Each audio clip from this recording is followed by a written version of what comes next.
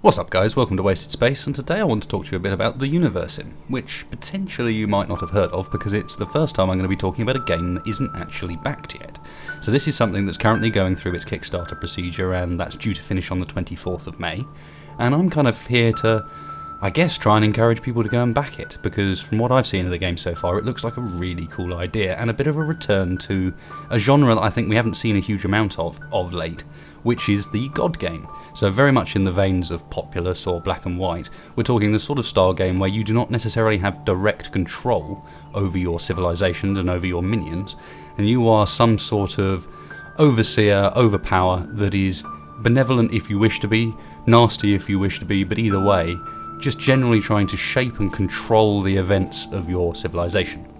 In the Universim, which is, as you probably guessed from the name, a universe sim, your civilization will begin in the Stone Age, and obviously you are therefore tasked with helping your civilization progress through to the point where it can go out and explore space.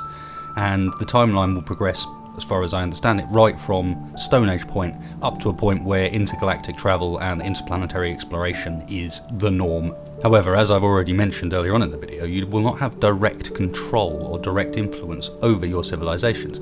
So the way you go about controlling and influencing the people in the Universim is by guiding and controlling the research and evolution of your civilizations, and choosing where they go and make their cities, where they go and colonize, and then once you're off of your initial starting planet, which other planets you choose to go and colonize and which other planets you choose to go and explore.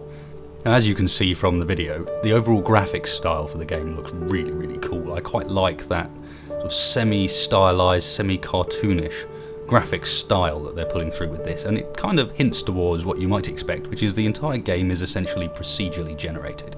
So you will have a huge range and variety of different worlds to explore, which will all be different. They will have different environments, different biomes, different seasons, different patterns of weather, different resources on them, and your job, of course, is to try and encourage your population to go and visit the right places, to try and expand your civilization to the point where it is self-sufficient and in control.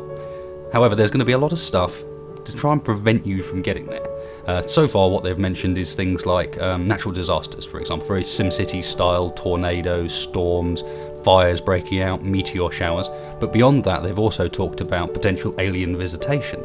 They've talked about random items that might fall from space and land on one of your planets, and you have to make the decision whether or not you want to go and risk resources on finding that item, making an exploration party to go and find the thing, and then what is it when you get there? Is it something beneficial? Is it the best piece of tech you've ever come across? Or is it a virus waiting to break out amongst your population? It's going to be these decisions that kind of drive the game and how well you do. Now, to some extent, it is a life simulation, so without the full elements of control, you can only influence and hope that things work out the way you want them to. You sit back and you will have no ability to decide where buildings are placed. You will have no ability to decide who does what job. It's designed to be very much the sort of game that would run just fine if you were to leave it alone. They probably wouldn't do very well, but it would still be there, functioning, all the systems would work, all the interactions would be happening, and it's not just about the player placing buildings and moving units around. It's much more about the overall grand scheme of things, and so the various decision-making processes you need to go through in order to get there successfully and guide your civilization down the routes that you want them to go. Now, one of the reasons I'm bringing this game to you when I normally wouldn't bring a Kickstarter out with a video, it's kind of trying to suggest that I encourage you to back it, when in fact I know very little about the game aside from what they've told me. So it's not a decision I'm trying to influence or encourage there. It's more from the basis that I would like to bring awareness to the game and awareness to what the developers are doing, because for an example, one of the very clear ideals they've put out right from the start is the game will be DRM free. The game will have DLCs, but these DLCs will be completely free for anyone who owns the game. There will be no microtransactions. There will be basically none of the slightly underhand and slightly unprofessional tactics that have come out of late to try and take more money off people. So I'm really pleased and kind of glad to see that there are still developers out there, guys going into the industry that are not trying to essentially push the money thing to the ground. These guys seem happy to just make a game, and if it's good, great, we'll continue to support it. So as I said earlier, the game's currently in Kickstarter. You've got until the 24th of May to kind of have a look at the game, see what's going on with it, whether it's something you might consider backing. It's all been Steam greenlit already, and it's going to come through to Steam using their early access program. Admittedly though, and one important thing to mention, this is a game right at the start of development, and that means that you should be expecting the release date for this, and they've said the release date's going to be somewhere around October 2015. And of course that is also a very early day release date, and that may change somewhere down the line and may get pushed back. So you've got to keep that in mind when you're thinking, do I want to invest in this game, do I want to follow this game? But I do think it would be a real shame after what we can see so far of what they're doing if it doesn't find its way through to actually being funded. And right now, it doesn't necessarily look like it will be. So I've put below the video link to the Kickstarter, link to their explanation video and their trailer, which is really good, tells you loads about the game and exactly what's going to go on and how it's going to work.